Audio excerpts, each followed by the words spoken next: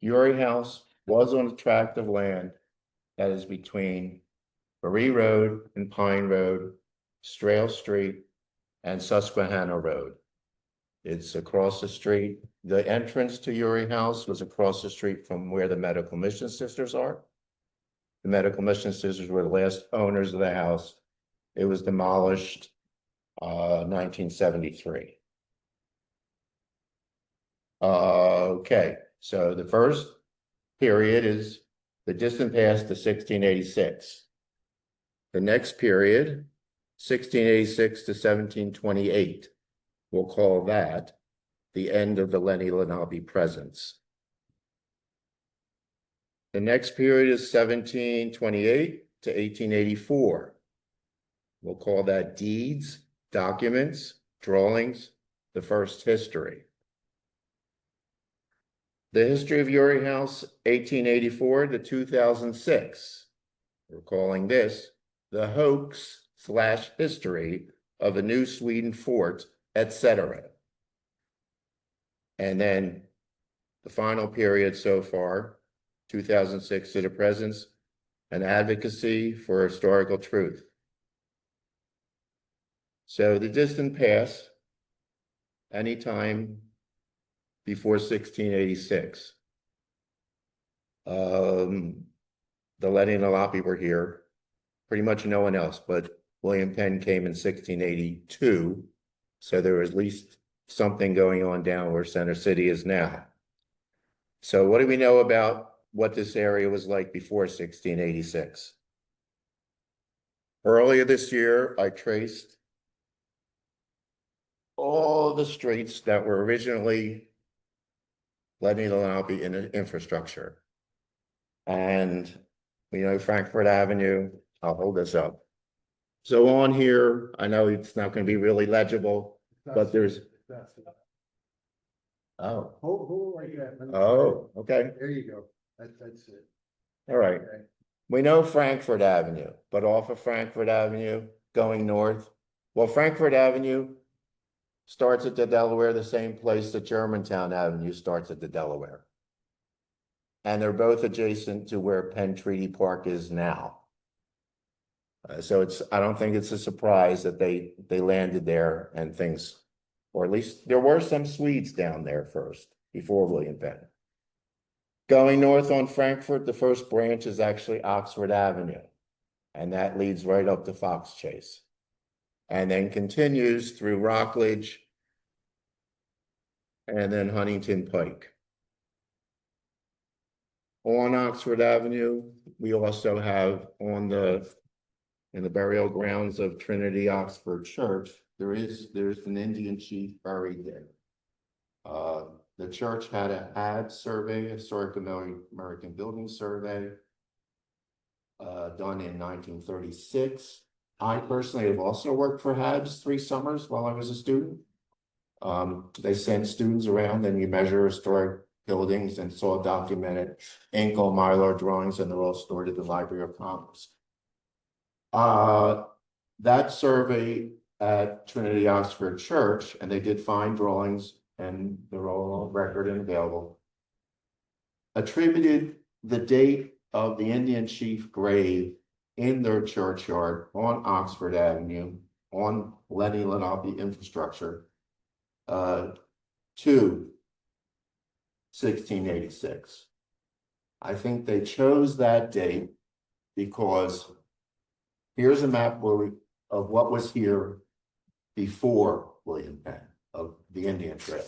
This is the first map of Pennsylvania by Thomas Holm.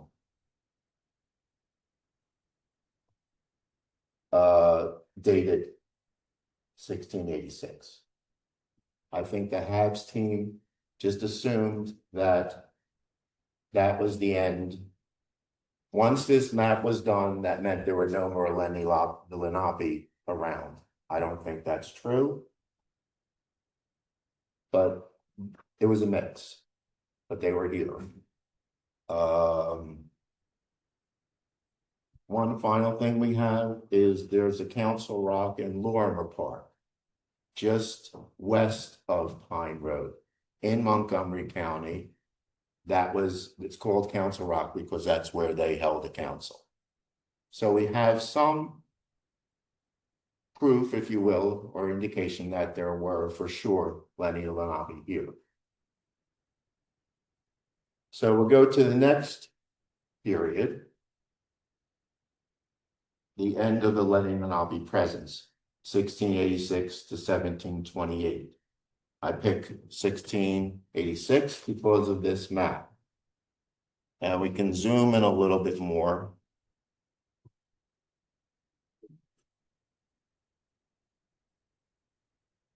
This is Pennypack Creek. There's a line going up the center of it. Holmes wanted that to be a new road that connected the Delaware River to the Susquehanna River, hence Susquehanna Road.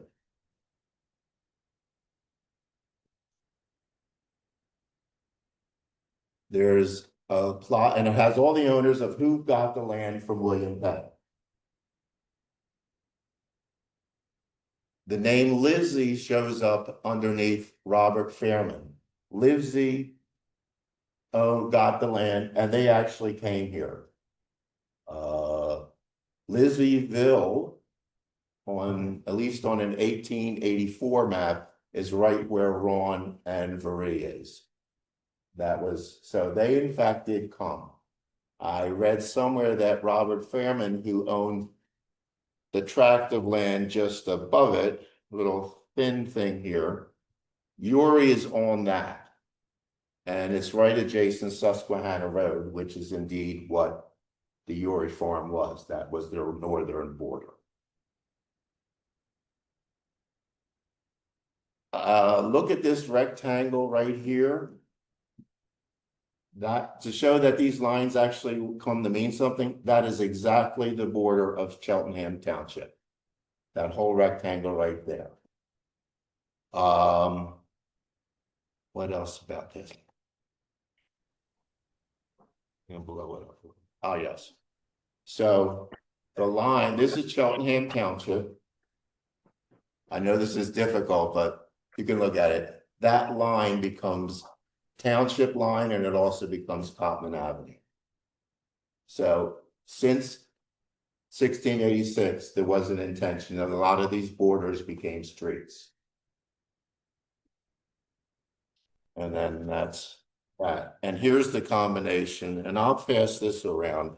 Where you, in brown, you'll see the Indian trails and then the Philadelphia map itself. You can pass this around if you want.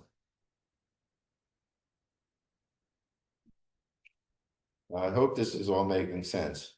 This is, let me get oriented. This would be Susquehanna Road.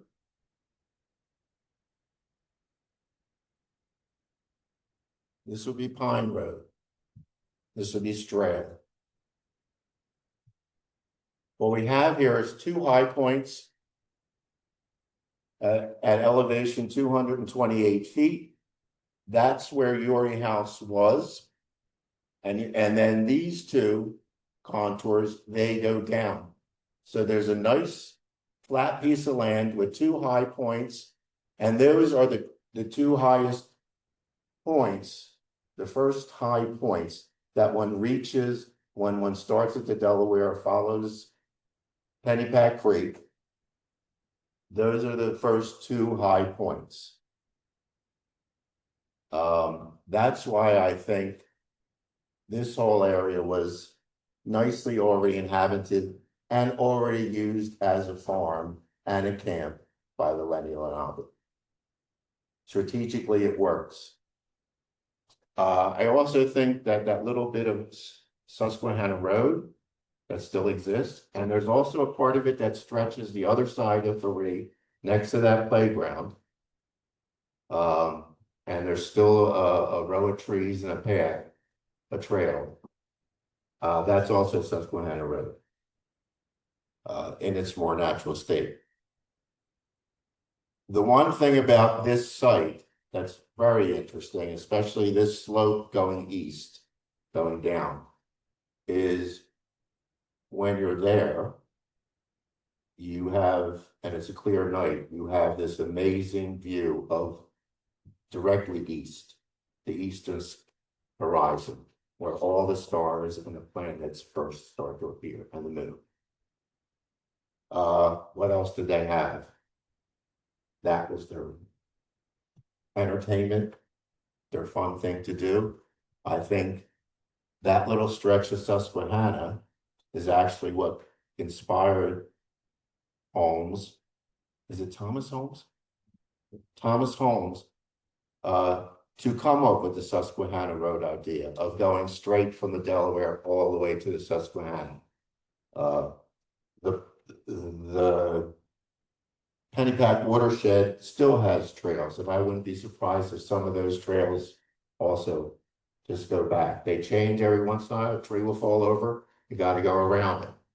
But the trails are basically have been there for centuries. And that Susquehanna Trail, I think, is, if it was a real clear night and they knew maybe a full moon was coming, because they would know these things. What else did they have? They lived with it every day. I think a lot of them just came up through the Pennypack and Westford, came up to that site just to celebrate looking at the sky. Plus it was, I think families lived there. I don't think it was an active farm. I probably, just like the farm that it became, they probably also penned livestock. And there's no shortage of deer. As I've seen them in my own backyard. So why 1728? Fred knows all about the deeds for this property, and then he also started finding neighboring properties. The first deed for your house is dated 1728.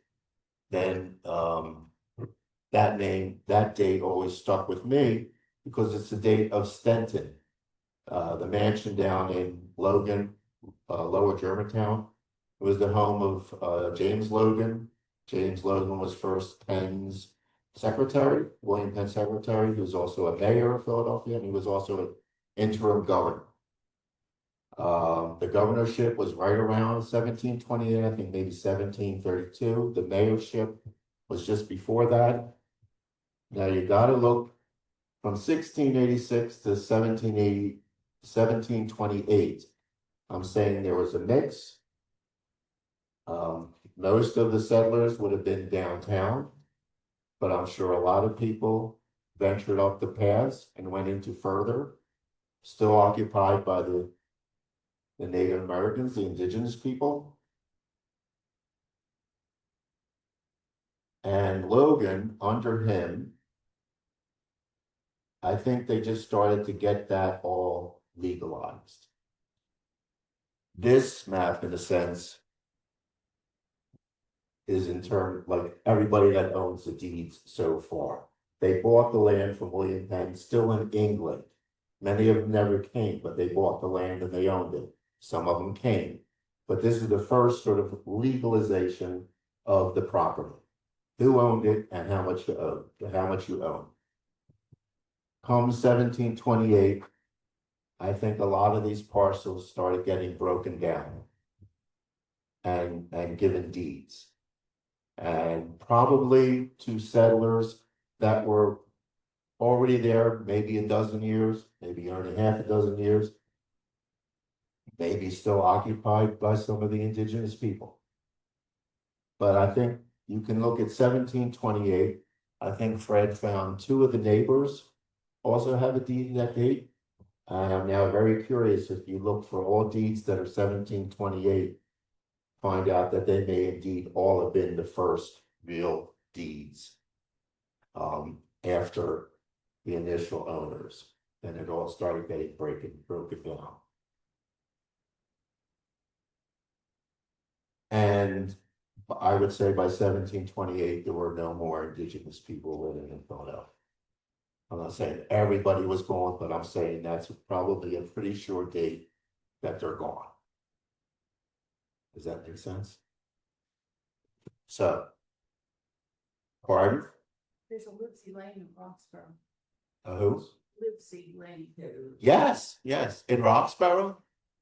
We think it's the same, Lucy, maybe just another family. I'll be covering that next week. There you go, Bob. Okay. So let's go on to the next period, 1728 to 1884. The first deed, we know that was to the Taylors. It's dated 1728. This is a schematic plan of Uri House, at least up to 1840. Didn't change much after that. Now, they say the center part was the oldest, 1728. This date is wrong. That was probably that should be 1795. That was added on by Myers Fisher. Oh, sorry. They're saying this was the original blockhouse that goes back to 1645.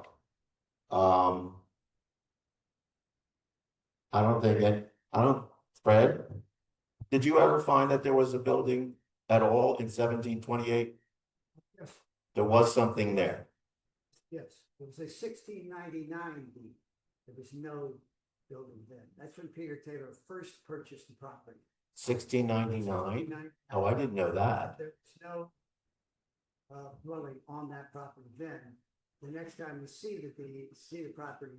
Why do they say he bought, why does everybody say he bought it in 28? That's not true. Ask Walt. You know? It's all about this. The 1728. Yeah. That's the first time it was deeded. But there were buildings on it before that. And we know that.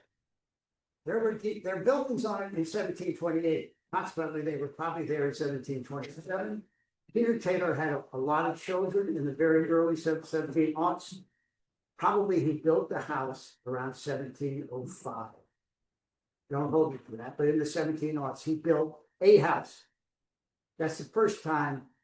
Well, the first time it's actually seen there is on the deed in 1728, because there was no deeds before, except for 1699, when there were no houses.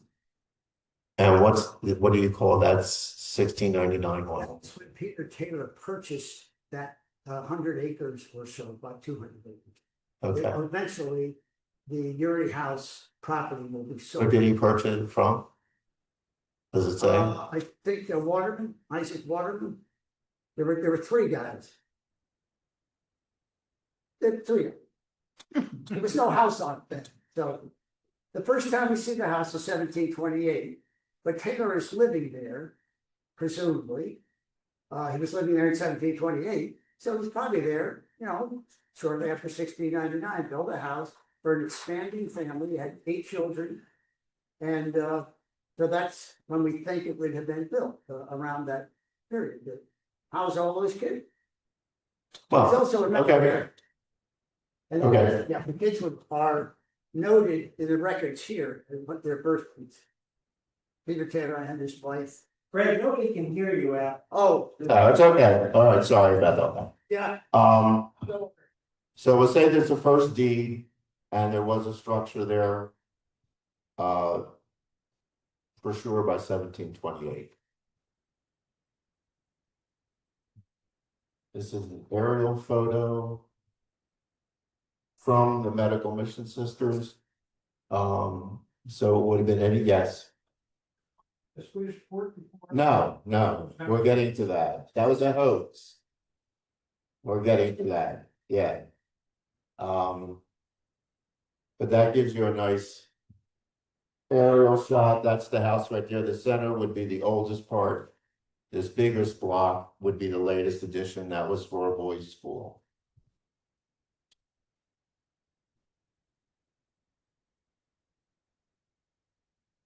So we have deeds, we have documents. In 1803, August, well, probably September to early 1804, John James Audubon lived at Uri House. He was a teenager. He had just arrived from France in August of '03, and later in life he wrote about it, his living at Uri, and I'll read this for you.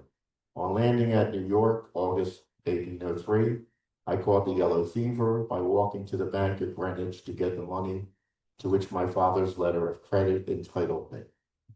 The kind man who commanded the ship that brought me from France, whose name was a common one, John Smith, took particular care, removed me to Morristown, New Jersey, and placed me under the care of two Quaker ladies who kept a boarding house. To their skillful and untiring administrations, I may safely say I owe the prolongation of my life.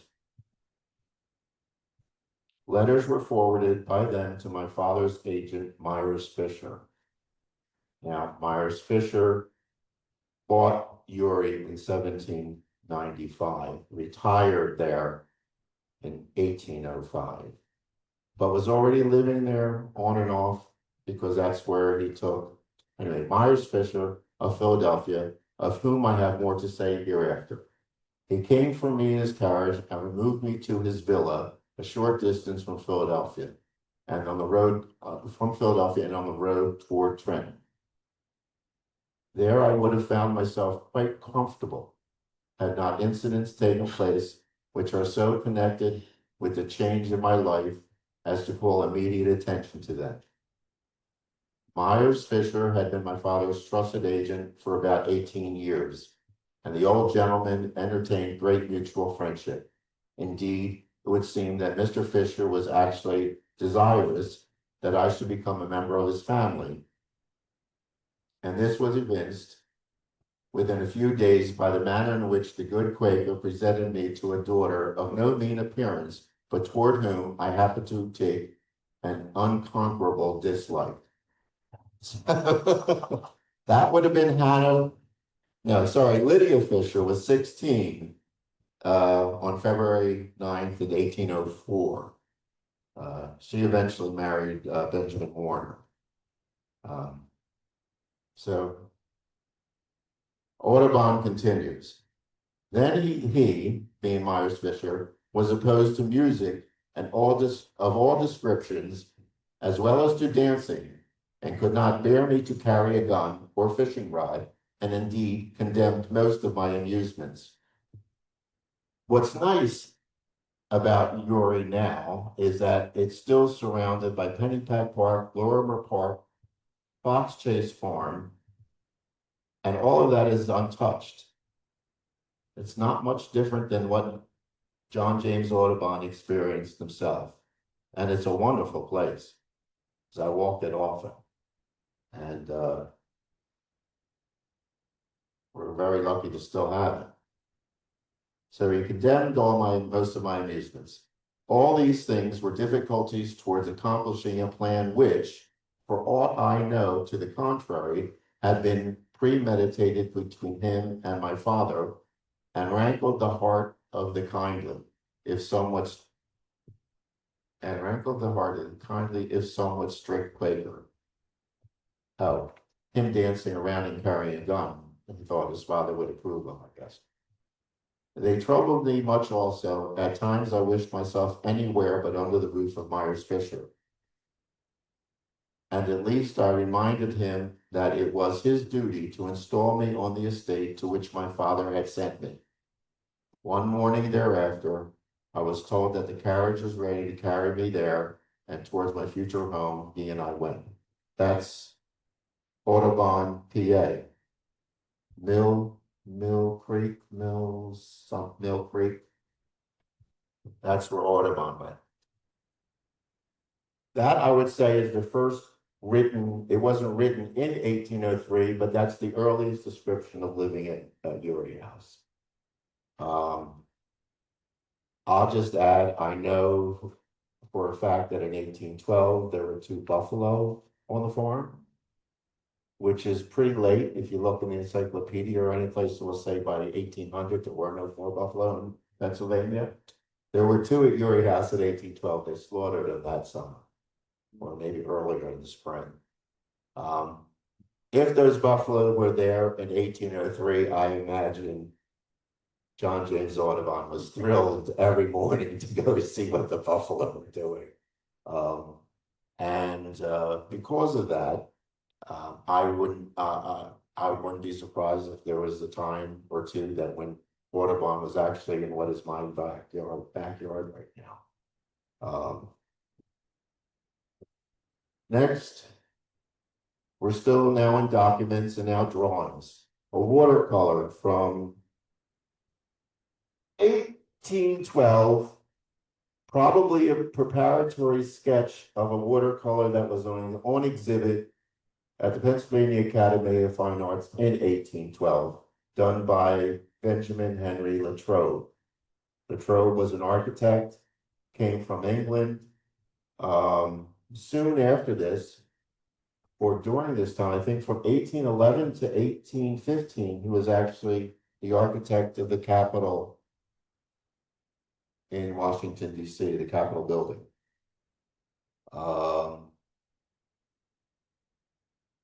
I had to search for this. I read in a biography of Latrobe about this exhibit, and it was of Urias.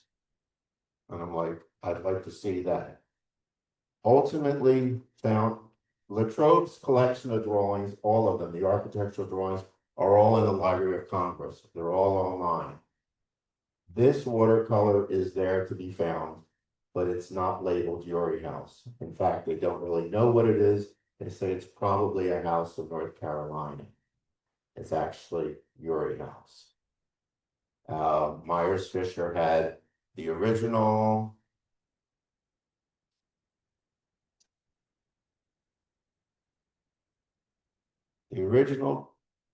pieces right there. He added this part, and this would be the front of the house. This would be the front. This is that front porch that you see right here. And then Latrobe unified the disparate parts into a nicely symmetrical, more classical looking building.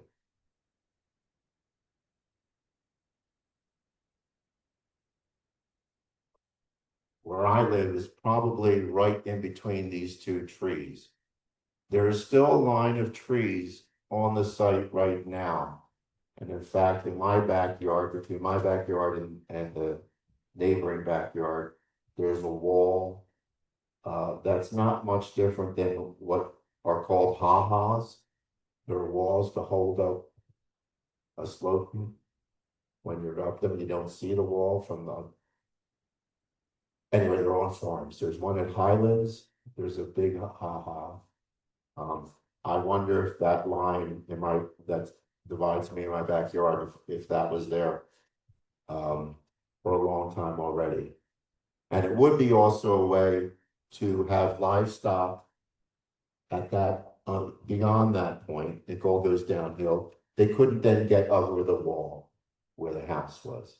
So it was just an easy way without having a fence from keeping the livestock from coming up to the house and all that kind of stuff.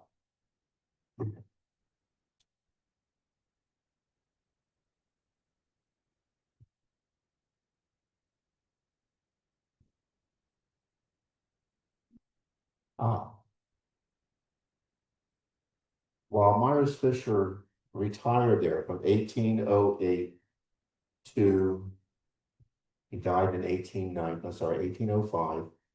He died in 1819. He kept an almanac journal every day.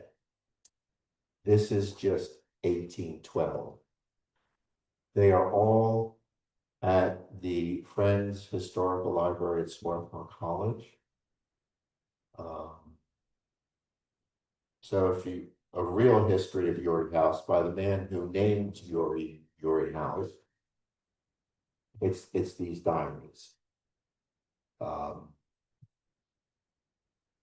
This is what Myers Fisher wrote on September 3rd, the day in 1812. Morning clear, light air from northwesterly, drawing round at 10 northeast. Temperature about 70. About one half past 9 this morning, walking in front of the bees in the garden, one of them attacked me. I ran, but he fixed in my hair, under my hat, back of my left ear, and stung me.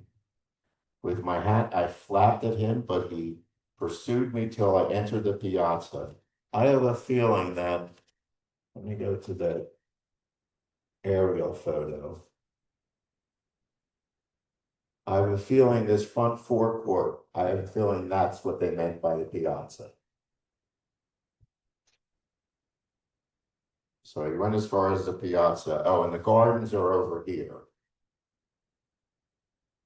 All this is garden. You'll see some pictures of that later. He planted the garden, Myers Fisher did. Where does it say piazza? Piazza. I applied some vinegar to the wound, which was not severe, but the effect began to show itself by a burning itch, first in the vicinity of the spot, and gradually spreading over my whole surface, with greatly increased action of the arteries and a stricture of my esophagus. In fact, all my sensations recorded under date April 16th last, meaning on April 16th, he was also stung by a bee. That was worse, because I remember reading that thinking like, poor fellow. Anyway, in fact, all my sensations recorded under date April 16th last were repeated exactly, excepting only the evacuation of my stomach, which, not being so full as usual after dinner, was not necessary. So I didn't have to vomit this time. Duration was about the same, and now about 12, I am free of all symptoms except a quickness of pulse, which I hope will soon pass away. Temperature rose to 80 degrees. Sounds like today, actually. The papers for 2 or 3 days past have been filled with accounts of from almost every quarter of the capture of Fort Detroit, whither the whole American army under the command of General Hull, said to be 2,500 men, but a few days before he was said to be carrying everything before him. Everything before him was supposed to be in possession of the British fort, Maiden, sudden reversed. Anyway, it was the War of 1812. Myers Fisher himself got news, and this was September, of the war on June 20th of April 12. He had 2 guests coming to him. The first Portuguese diplomat to the United States and the first Imperial Russian diplomat and his wife to the United States were going to be guests at Uri. And they got lost. They got caught in the rain, but they finally made it. And soon after they arrived, somebody else came by horseback and said, the United States is now at war with Britain. So I imagine the party, and the next day was Myers Fisher's birthday. So I think he invited them for his birthday and they were going to have a nice time. I think they all headed right back down to town. The country's at war. Good history stuff. The reason Myers Fisher was entertaining, particularly the Russian ambassador, is because his son, at that point I think it was his oldest son, but Myers Fisher Jr. There were 3 Myers Fishers Jr., 2 died young. Was, you could say, there may be some little bit here and there that's not totally correct, was the first American to start trade with Imperial Russia. And indeed, in 1812, he was in St. Petersburg. Our diplomat to Imperial Russia was John Quincy Adams and his wife. And in a book about his wife is where I learned that they knew Myers Fisher Jr. They also knew his bride. They married in 1813, around June. Her name is Helen Gregorowski, an orphan, although extremely well educated and aristocratic, but not sort of the court. But Quincy Adams and his wife got to know it. In fact, they were at Myers Fisher's and Helena's wedding. And lo and behold, within 30 hours, Myers Fisher Jr. was dead. Found at the bottom of some stone steps. Very suspicious. His father never really accepted all the reasons that were sent to him. He was always suspicious of the will. They said it was epoxy or epoxy, something like that. I think a stroke is what they were saying he had, and he just sort of fell down the steps. I think if there's another strange thing about Helena Grigorovsky, that makes me wonder if she wasn't in fact an illegitimate child of the previous czar. He was famous for sleeping around and fathering children that were outside the family. But if she was something like that, she was then also then taken care of, but an orphan. She eventually did come to the United States. By the time she got here, Myers Fisher was dead in 1819. She came like a year later. He was, in some letters, opposed to her coming. He thought she wouldn't fit in, especially with the Quaker lifestyle. She was too worldly or whatever.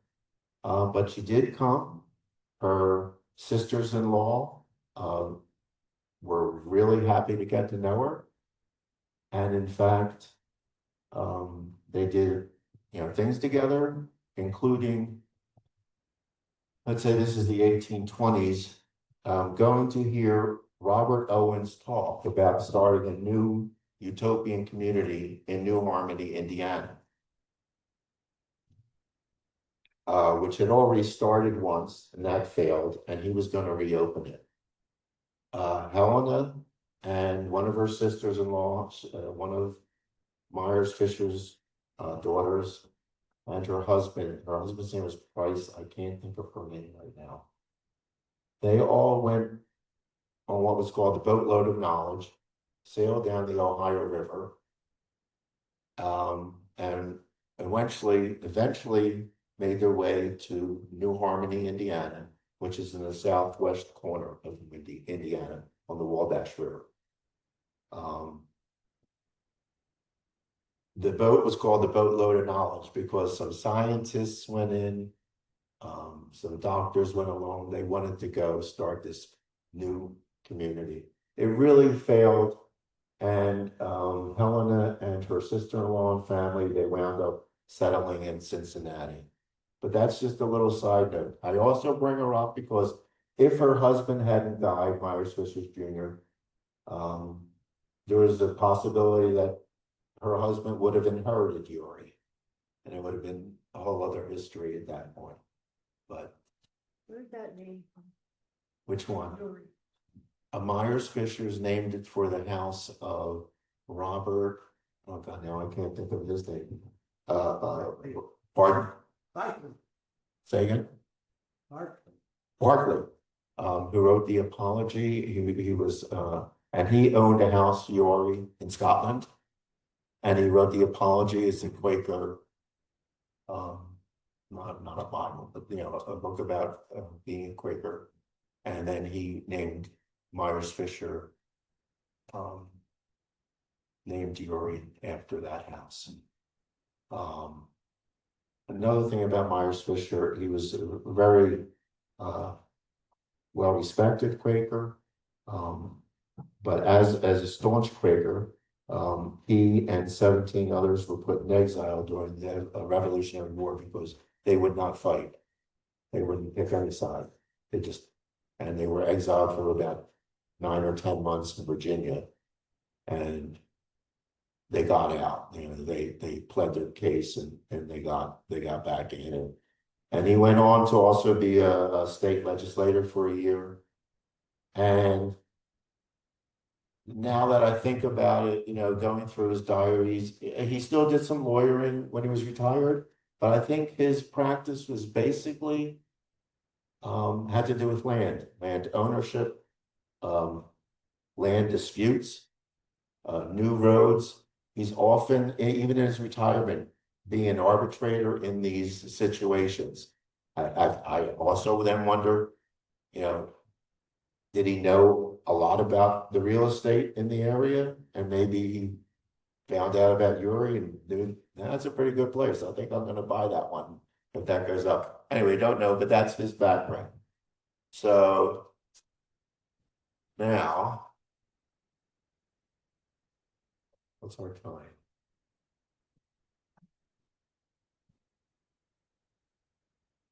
In 1824, Charles Wilson Peale, who started the Pennsylvania Academy of Fine Arts, took a stroll through the Northeast in August of 1824 and sketched a variety of houses.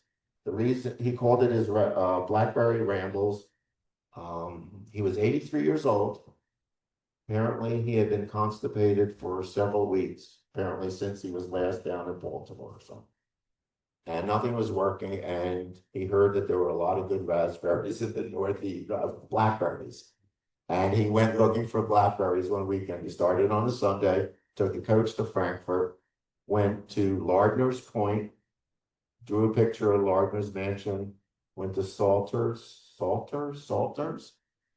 across, also on the Delaware. And then he took Oxford Avenue up to Fox Chase. He actually slept at a house that's now on Fox Chase Elementary, where Fox Chase Elementary School is. I forget the name of the house, but Mrs. Swift. Digby Mansion. Okay. Is that French? There's a The people were, yeah, Mark. Yes. Okay. But she was Swift at the time. And he stayed with them overnight. He found a lot of raspberries on his way between Frankfurt up to Fox Chase, blackberries, sorry. And they started to kick in that evening.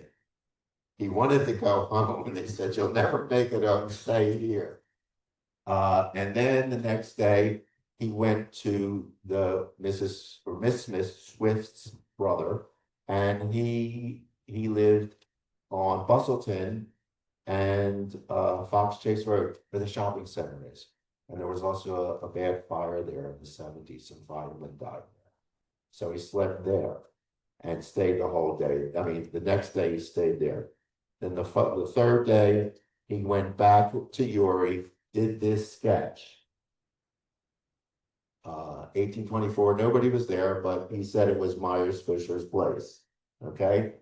I had seen this sketch before I had found this one. But because this is unlabeled in the Library of Congress, nobody knew it was Uri. This is what proved to me that this is Uri House, because there's an actual sketch 12 years later. And even he may still be alive, Cohen is his name, the expert on Latrobe. On Zoom. Pardon? Jeff Cohen is on the Zoom call. Is he really? Okay, we never talked in person, but we did exchange some emails. Okay, I'll do it. Okay, well, I better.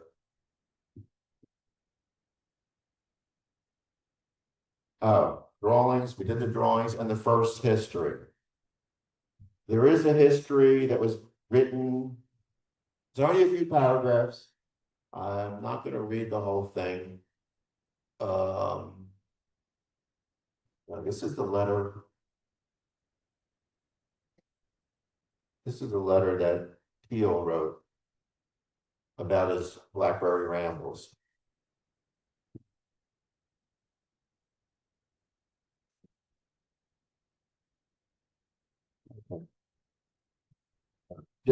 This is probably the best picture, also from the Medical Mission Sisters, of what was left of Latrobe's architecture.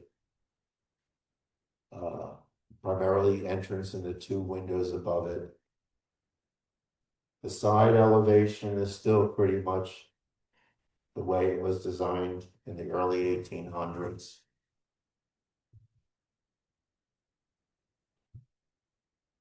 This is the plan of the garden from a plan that was drawn in 1932, I believe. Um, This is a picture of the garden. Also during the medical mission sisters' time, they left in 45. Probably the only color pictures of the home place. And just a little bit more of the site plan. So this goes from 1728 to 1884. By 1884, the house was owned by the Crawford family. They bought it in 1842. Stephen Crawford and his wife, Jane Crawford. Right before the Civil War, he was in banking. He invested heavily in the South right before the Civil War. And then he lost everything he invested. That was about 1862 or 1863. I think it just devastated him because after that, his wife Jane opened a boys' school, a boarding school for boys, the Uri House School. And that lasted until 1884. In 1880, Move the mic up. did I knock it off? Oh, sorry.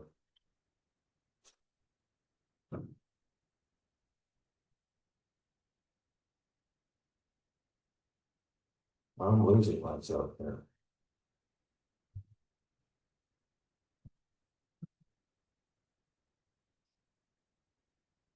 Here we go.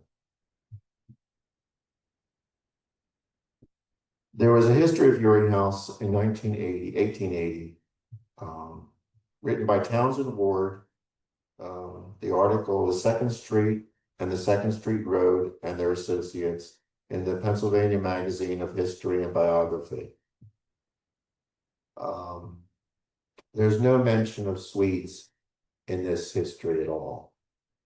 And there's also an anecdote here of one of the guests of Myers Fisher. On one occasion, the British minister with the members of his delegation dined there. And to the mortification of the host, the fine strawberries from the garden appeared on the table, well salted. And that was a British minister that this happened to.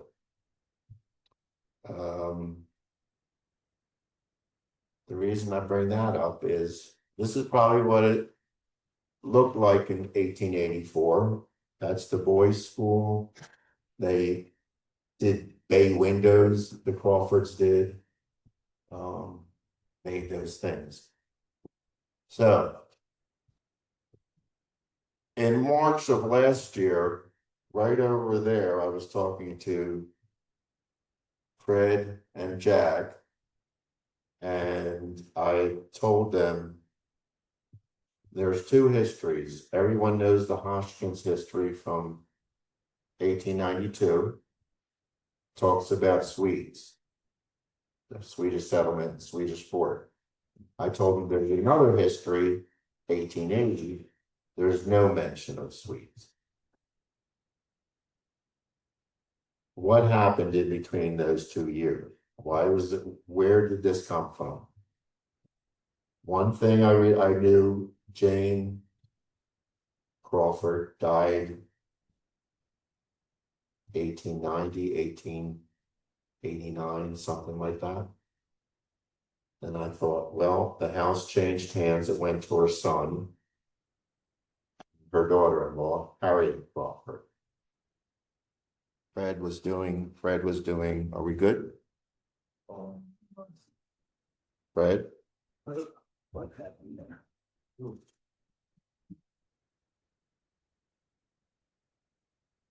Was that better? No. No? We just lost it then, just now, right? Can you hear me now? Yeah? We can hear you, but they're not gonna hear you on. Oh. Should I keep quiet till then? No. Keep on going? It's coming through on the loop. Oh, it is, okay. Okay. Keep talking. So Fred was doing all this stuff on the deeds earlier this year. And we were, letting you know what we were doing. And he got very much into the Crawford family. And there are like 3 generations that lived in the house. Oh, I wanted to mention one thing, and this just dawned on me last night. From the time of Jane Crawford starting the boys' school up until 1940, to 1970, sorry, when the house was demolished and the medical mission sisters had left. Uri House was a woman's house. I think that's really interesting. The 3 generations of the Crawfords were, the Crawford women were running that house. Well, the last were just unmarried daughters of the 3rd generation that lived there. And then, of course, the medical mission sisters, again, it became a woman's house. It stayed that way. That's how it ended. I think that's interesting. So back to the Crawfords. I suspected Harriet Crawford because she was an in-law. I think she didn't really. I think she didn't like her mother-in-law too much. The house changed title before Jane died in 1884. That kind of tells me it wasn't, something was intentional about it. It wasn't a default of somebody dying and then it changed names or, changed hands and ownership. Jane could have been getting old and not being able to do it anymore. I also think Harriet, Harriet's husband, Joseph Crawford, who was born at Uri, the first son of Stephen and Jane, was big in the railroads.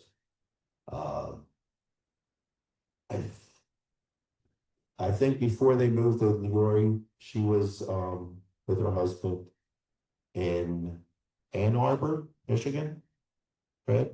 I think. Anyway, I think she wanted to get her hands on the house or whatever. Anyway, it changed hands, and Fred and I were talking about that on the phone. He wasn't sure whether it was Harriet or Jane could have also started the story about the Swedes. Anyway, because we now had the new deed was signed in April of '84. Then there was an article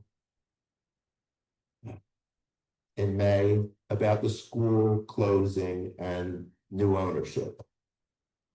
Then in June 13th, there was an article about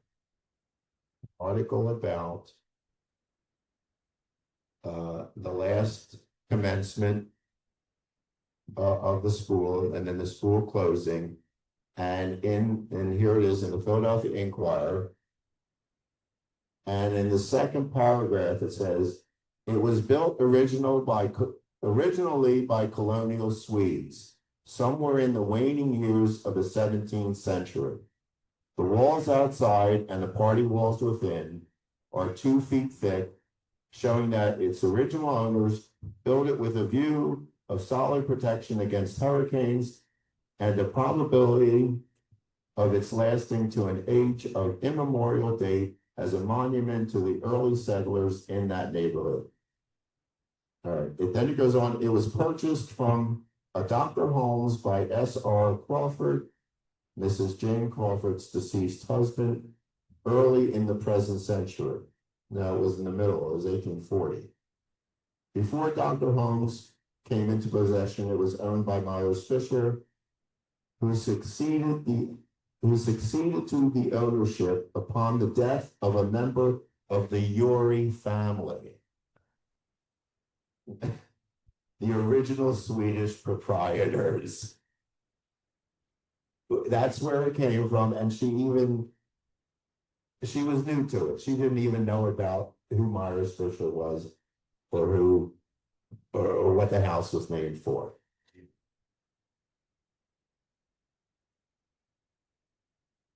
Why did she do it? To increase property value, to make it more important. She was from Connecticut. Maybe it wasn't old enough for her. Maybe, maybe the truth wasn't good enough. It had to be something better. And maybe it was a way for her to, gain more footage in Philadelphia society. Who knows? But she knew it wasn't true. Were there leftover students and where did they go? They went to St. Luke's in Bustleton. Which brings up a point that if somebody wants to do research on the Urey House School, there may be something out there. It went to St. Luke's, and then a few years later it went to Wayne, still called St. Luke's, and that became actually Valley Forge Military Academy. So it's an interesting, weird lineage right there, but it started at Urey. I remember looking up stuff back in 2007. There was a student named James Bond. I remember and I thought that was interesting, whatever. But it's often described in the history as like something that it was one of the few things that a woman could do was to open a school. I guess that tells you something. But anyway, that's how it was described a lot. So that first history, well, let's go from 1884 to 2006, the hoax history of the New Sweden fort, etc. It just got worse. They just made stuff up. One of the anecdotes is, remember I told you that British minister about strawberries with salt on them. That became George Washington. And then it also in the first history, it talked about an old woman who was actually a young daughter of the last tailors that lived in the house before, and she came to visit the Crawfords, and she wanted to see the room where she was born. And that's in the first history. By 1935, that old woman turned into the maid that salted the strawberries. Put salt on water. I don't know. Because Washington was served them better. Yeah. But it was supposed to be sugar. Yes. Yes. But it was never Washington. Mistake of putting salt on sugar I berries. John Adams was never there. Well, real quick. That's what it looks like now. That's where the house is. That's where the garden was. This is Kendrick. That's Alicia. There's the Montclair apartments. I live in one of the homes, not the apartments. Anyway, that's my house right there. Right there.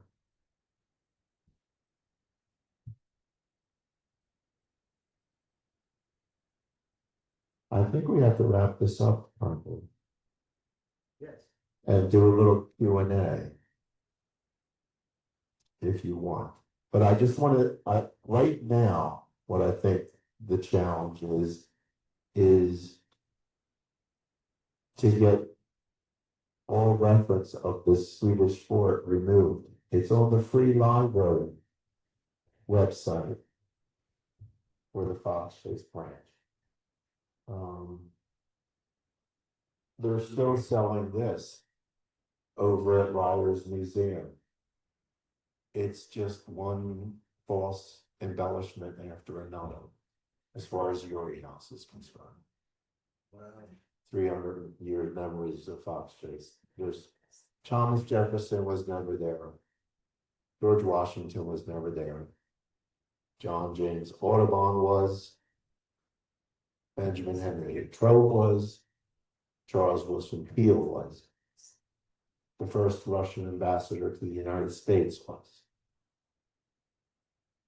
Washington is Myers Fisher and Washington knew each other while when Philadelphia was the capital. Washington lived in a house at 6th and Market. Myers Fisher was the agent to collect the rent for that. And indeed, Myers Fisher was given a portrait of Washington by the portraitist Sharples from Washington. They knew each other before he retired. They may have had dinner together in town in the 1770s, up to the 1790s. He was not up here in 1795. But all those facts just got inflated. There's a recognizable name. We're going to attach it to Uri House. But right now the challenge is to get it off the books, or at least recognized as the hoax that it was. And I think the real history is far more interesting and tells us a lot more. Steve, move that line up. Move it up, there you go. Do we have any questions, Jay? Check. Okay, so we're gonna take some questions, and the way we're gonna do this is people that are on Zoom can send in a question via the chat on Zoom, and people that are in person can ask their questions, in person. But I will hand you the microphone so that everybody in Zoom land can hear your question. But we did have a couple of comments. People could not really see when you were holding up the documents, and they wanted to know if we could maybe put digital copies up online when we post your talk online, maybe. Right now, most of this is available at my website, Quondam, QUONDAM.com/Uri. Okay, so we will make note of that when we post Steve's talk on YouTube. We'll put a link to his website where most of these documents can be accessed there. Somebody asked, why wasn't the Uri House given historical designation? Well, it was one, it was still lived in with the Medical Mission Sisters until 68, 69, 70. I know it was vacant for a while and they put it up for sale. Yeah, I don't think the Philadelphia Well, Historical Commission. you know what the answer might be? It's because not everybody was so stupid to believe that stuff. Seriously, there were people that knew that this was all baloney. And so what are you going to trust? It was Maybe the. yeah, it did harm. It did harm. Yeah. Right. Well, we know the real story now. Yeah, I honestly also don't think that beyond Myers Fisher that anybody else, even his children, didn't know that Latrobe did the house. There was also an interesting anecdote when Latrobe went on his honeymoon, and it was 1811.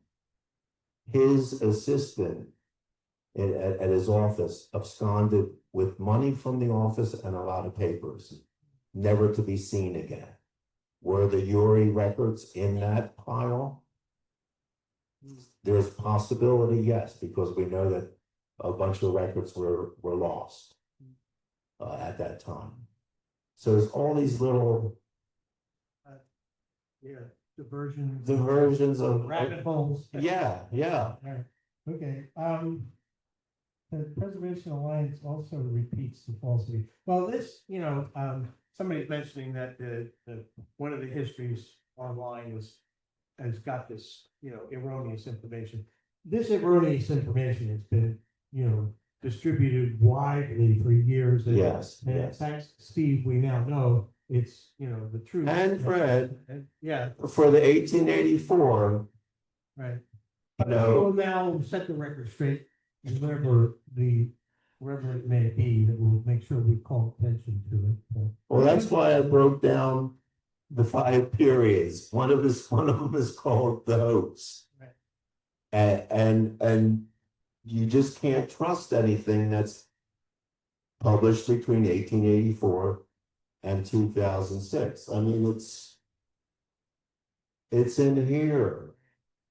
And he even talks about Fox Chase's We know fame. that. Yeah. He told me that, take a trip. And this is the latest, the Hidden City website in 2017. I'm mad at them for 2 reasons. One, they took information that was only on my website, got no credit for it.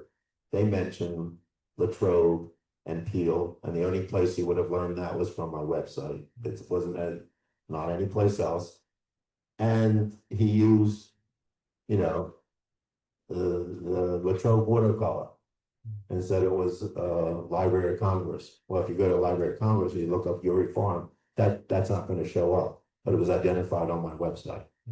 So I know who still runs this. Bixler, I think is his name. I follow them on Instagram. I've messaged him twice. He's never responded, but they cut the comments on that, and that's got to be all rewritten, or at least started off with, hey, guess what? There's a bunch of stuff that's wrong here. And I know how to write web pages. You can make lines go through all the incorrect stuff. You can keep the text there and just cross it out. That's what should be done. Okay, anybody here in person have any questions? Yes, ma'am. Hold on. Thank you, the microphone. Yes. Yes, did you interview any of the 60s exhibition? There were several who were 90 plus, and several were who are 100. I was first at the archive in 2007. Sister Jane was the head at the time. She was an MD. She did her work mostly in Africa, even in Uganda during Idi Amin. And there was another sister, I don't remember her name, was also in the archive. She was a novitiate there. Her memory was of cleaning the little diamond-shaped windows. And then I asked them about the Swedish fort and stuff. And I said, do you think that's true? And they just looked at me, it's like, well, why wouldn't it be? But that, and then there's one other strange anecdote. My mom, the last 7 months of her life, she was at the Protestant home. And there was, in her ward, it was the dementia ward, there was a woman there as well, and they were at the same lunch table, and I used to go to have lunch with my mom, and I was sitting next to this other woman. And then one of the sisters came to visit her, medical mission sister, and told me that she lived in Uri House. She really couldn't talk about it, but it was interesting that I met somebody that actually, lived there as well, and had lunch with her for a few months. And then the last time we were there, they have a new archivist who is pretty kind of protective of information being disinterpreted. I haven't talked to her in a while. Last time I talked to her, the archives may be going, the Uri House portion. We're looking for a whole place to put the medical mission sister archives. That may go to the Archdiocese, the Crawford and Uri House collection. Probably is going to the Philadelphia Historical Society or Pennsylvania. What is it downtown? It's Philadelphia, right? No, it's a Pennsylvania, yeah, on Locust Street. Right. That's probably because they expressed an interest in the railroad aspect of Joseph Crawford. Joseph Crawford built the first railroad in northern Japan. In the archives, There's a whole Crawford collection, and it's a bunch of Japanese prints, beautiful things, look very valuable. That were gifts to Joseph for his children, for his daughters. There's a red lacquered box they talked that Lucy told me about, but she didn't bring it out. Railroad maps, or anything that was sort of connected to Japan was in this archive, and I was like, you know, why did this come with the house? Why did the sisters have this? Now this is another thing that dawned on me later. I'm not saying it's true, but they sold the house to the sisters in 1945. Japan was not in favor here. I wonder if the sisters, the Crawford sisters, already in the beginning of the war, as soon as Pearl Harbor, just hid all that stuff. Did they remember it? Did they forget? If they hid it, did they remember it? Did they forget it? Or did they remember it and say, we ain't taking it with us now either? Did the nuns find it without knowing that it was there? It's a possibility, I would say. Because it's just strange that they didn't take it. It was all heirlooms. It was all sentimental to the family. Why wouldn't they take it? But it was the war. Okay, I'm gonna hand it over to Maureen Green, President and Friends, to wrap up. Yeah. Thank you so much. This was very interesting. And there's a theme happening here, which is we know so much that's not true. And I wanted to commend you for I want to say it's very hard to like undo that. it's when something gets out there, it's out. Once it's out there, it's out. But the theme, because we now have another, we're gonna dismiss some hoaxes for Fox Chase. And Patty, Jeff's wife, who's a stalwart member of the Friends, has put together 2 articles already, and she expects to do more. Basically, she's trying to straighten out stories and fact check and make sure that things are right. And it's been I've gotten a chance to edit them, and it's been very interesting going back and forth with her. She's very passionate about this. So I wanted to commend you to take a look. It was in the email that Friends sent out announcing this meeting. You can find both of the articles so far. There was one that's kind of an introduction. The other one is an actual kind of longer story than I think she expected. That's all about the amusement park that we had here. And Marsdale Park, it was so interesting because there was things that weren't true, which fixed that, but things that I've never heard before. In fact, I'd always thought that it was kind of like a minor thing and it happened after Willow Grove or blah, blah, blah. Turns out they opened the same day. So there's a lot of interesting stuff in her articles. And what she would like, she called me this afternoon and asked me to talk about this a little bit. She'd like you all to read it, obviously. If you find things that are wrong, she really wants you to tell her. So that we can maybe straighten out some of these things that people think and that aren't getting correct. Also, if you have any questions, she really would like to hear people asking questions. And if you have any other topics that you would like to hear about, that would be very good. Some of you may actually know enough to be able to write something yourself that we could put out there that corrects something. So it's just it's a new series. It's kind of like a mini series, probably not long enough that you do a whole presentation about some of them. But I found the 2 articles that she wrote very, very interesting. So I really hope that you take the opportunity. Speaking of taking opportunities, I know that Jack, because the Pessing Trail of History is his baby and we're partners with it, so that's good too. But I really recommend, and they're going to come fast and furious. We are not going to have another meeting here before there's going to be some of their things. So take the flyer, register, and do go. I've heard like random people that are not people that we normally see here talking about these things. So I think it's beginning to catch on. So make sure you actually get to see some of them and get get a seat for them. In particular, apparently the lantern thing is going to be very popular. So take a look. So that's my two bits, and I hope that I see you next month. And unfortunately, kind of limping around, I broke a bone in my foot, and somehow a bone in my foot is creating pain all the way up into my shoulder, because I'm limping around, it's crazy, so. I don't normally look kind of so disheveled, but here we go. So thank you very much, this is You're very welcome. interesting, I've always been fascinated by this, and of course, I heard all the wrong information about it, so glad you straightened it out. Well, I'll admit, when I first read it and I moved there, I was thrilled with that. Oh, Washington was there. Oh, this is cool, this is cool. And then you start looking it up.